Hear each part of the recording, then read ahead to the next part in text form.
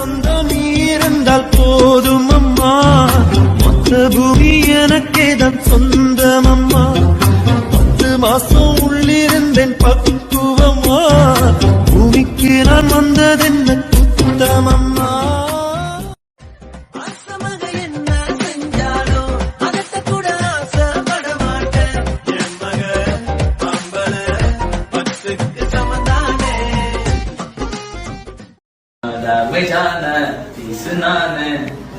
joker இப்போ hero ஆன